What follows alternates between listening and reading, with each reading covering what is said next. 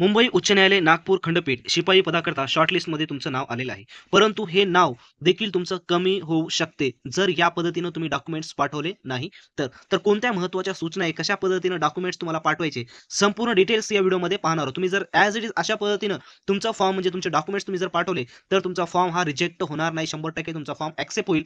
आणि जर व्यवस्थित जर तुम्ही पाठवले नाही, एक जरी चूक केली, तर या ठिकाणी तुमचं नाव फायनल यादीमध्ये येणार नाही. त्याच्यामुळं बारकाईने कशा पद्धतीनं फॉर्म व्यवस्थित तुम्हाला पाठवायचं म्हणजे डॉक्युमेंट्स पाठवायचं ते या व्हिडिओमध्ये आपण पाहणार आहोत. तर त्या अगोदर तुम्ही जर नवीन असाल तर आपल्या चॅनलला सबस्क्राईब करा.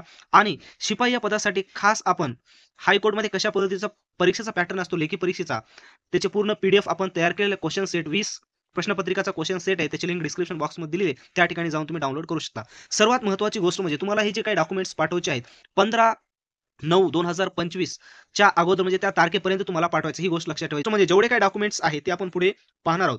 स्वतः तुम्हाला सेल्फ अटेस्टेड करायचं. आता सेल्फ अटेस्टेड म्हणजे भानगड काय असते, तर या ठिकाणी पहा. एक्झाम्पल हे जे स्क्रीनवर दिसत आहे तुमचं डॉक्युमेंट्स आहे, तर या ठिकाणी तुम्हाला लिहायचं आहे सेल्फ अटेस्टेड बाय मी. आणि कोणत्यामध्ये खाली तुम्हाला तुमची या ठिकाणी काय करायची, साइन करायची. अशा पद्धतीनं प्रत्येक पेजेसवर, प्रत्येक डॉक्युमेंट्सवर तुम्हाला काय करायचं, सेल्फ अटेस्टेड करायचं आहे. एकही डॉक्युमेंट जर तुमचं राहिलं तर त्या ठिकाणी अंतिम लिस्टमध्ये तुमचं नाव येणार नाही. त्याच्यामुळे प्रत्येक डॉक्युमेंट्सवर सेल्फ अटेस्टेड एवढंच करायचं. कुठेही जाऊन तुम्हाला त्या ठिकाणी नोटरी वगैरे करत बसायचं नाही. स्वतःचं नाव लिहायचं आणि साइन करायची बस. त्याच्यानंतर ही दुसरी महत्त्वाची गोष्ट म्हणजे स्पीड पोस्ट, म्हणजे स्पीड पोस्टानेच पाठवायचं आहे.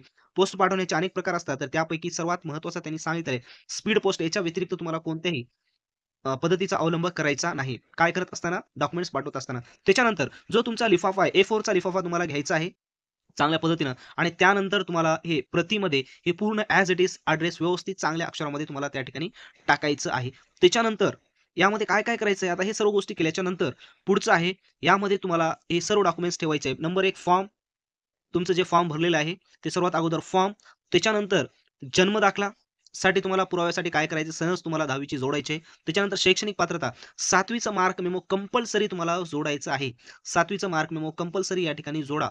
ठीक आहे, म्हणजेच राहू द्या. आणि पुढे जेवढी तुम्ही पात्रता तुमच्या फॉर्ममध्ये तुम्ही अटॅच केलेली आहे तेवढीच टाका. त्या व्यतिरिक्त तुम्ही काही टाकू नका. फॉर्म तुमच्या जवळ ठेवा बाजूला आणि त्या फॉर्ममध्ये बघून जेवढी काही पात्रता तुम्ही ॲड केली, कमी बी नाही आणि जास्तही नाही. जेवढी आहे फॉर्ममध्ये तेवढीच तुम्ही या ठिकाणी सर्व डॉक्युमेंट्स तुम्हाला जोडायचे आहेत.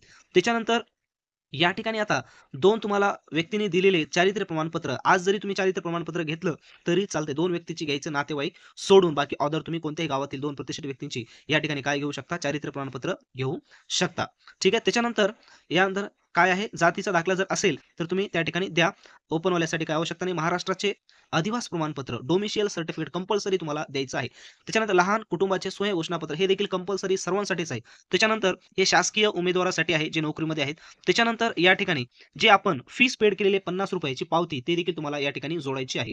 आता हे सर्व डॉक्युमेंट्स घ्यायचे व्यवस्थित लाईनीने तुम्हाला, म्हणजे व्यवस्थित क्रमानुसार झेरॉक्स त्या ठिकाणी अटॅच करायची. सुरुवातीला 7वी, 10वी अशा पद्धतीने वाढत-वाढत जेवढं आहे तेवढं तुम्हाला काय करायचं, या ठिकाणी सर्व डॉक्युमेंट्स अटॅच करायचे आहेत. त्याच्यानंतर सर्व या ठिकाणी डॉक्युमेंट्स तुम्ही अटॅच केले आणि त्या A4 च्या लिफाफ्यामध्ये टाकल्याच्या नंतर बाहेर जे हा A4 चा लिफाफा आहे, यामध्ये सेंटरला तुम्हाला टाइप म्हणजे लिहायचं आहे, शिपाई पदाकरिता अर्ज कंपल्सरी लिहायचं आहे, म्हणजे लिहायचं आहे.